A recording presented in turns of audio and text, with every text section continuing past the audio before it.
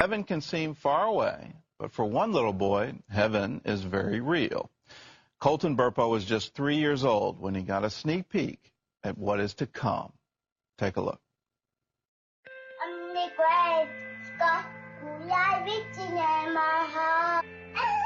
How old are you today?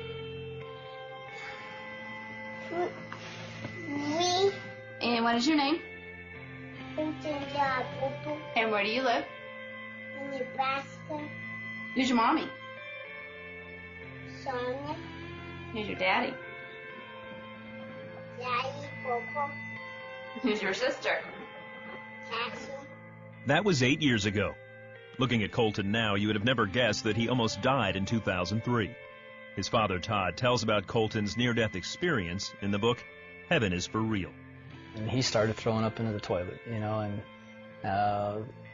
at first we're like, okay, he's got the stomach flu, because the doctor said it was going around.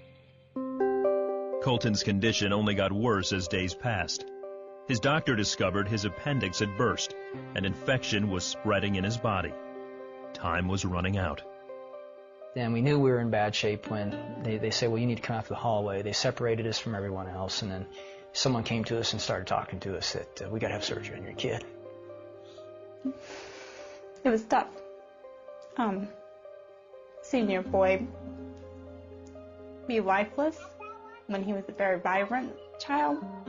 And it was at that moment that we were looking at each other. I remember my wife holding Colton in that hallway, just us. He's not even moving. We went to the surgery prep area, and I remember them hauling him away and him just yelling at me, Daddy, don't let him take me. Daddy, don't let him take me. And I went back to the pre-op room where we had left some stuff, and I was finally alone, shut the door, and I just broke down and I was mad at God. I just frustrated, fed up. And I remember telling him, I said, God, after all I've done for you, and now you're going to take my kid? This is how you treat your pastors? And I was calling our prayer chain. I was calling anybody that would be on the other line to get Colton on the prayer chain because it was bad. We were there in the waiting room for an hour and a half, maybe.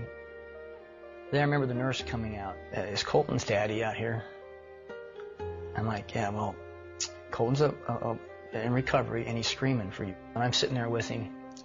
And I remember my son in that room then looking up at me and goes, Dad, do you know I almost died? And my first thought was, maybe he overheard the nurse say that, or maybe they thought he was under anesthesia, you know, and he wasn't. But it wasn't till 4 months after we got out of the hospital that we finally listened to our son. And that's where I got to see heaven. No, Jesus and some angels came and flew me up to heaven. And I said, so Colton, what did Jesus look like? I knew that the first person I saw was Jesus. He was wearing white robes with a purple sash, and he just came down nicely and gracefully. Well, Dad, Jesus has markers. Dad, Jesus has markers. I didn't know what he meant, so I finally asked the right question. Colton, where are Jesus' markers? And he drops his toys down, and he stands up, and he just points, Dad, they were right here. He takes his fingers, points to the palms, then he bends over and touches the tops of his feet and looks up to me, and that's where Jesus' markers were, Dad. When I was in the throne room of God to start with, so I got to see what that looked like. I was upset because I didn't know what was happening. What God did is he used people or things that I liked to calm me down. From there on, I felt better. And one day we're traveling together, and he looks up at me and, Dad, you used to have a grandpa named Pop, didn't you? I'm like, yeah, he's really nice. Really? Yeah, you used to play with him as a kid and work with him on the farm and shoot stuff with him. And I'm like, yeah, how do you know that? Well, he told me. A figure came up, and he was Pop. He asked me, are you Todd's son? I said yes. He said that he was his grandpa, so that's where I met him. Yeah, Pop, I was very close to him. And he was my most significant male role model when I was a kid growing up. But he was killed in a car wreck before I turned 7. I was busy paying bills again, because that's my job.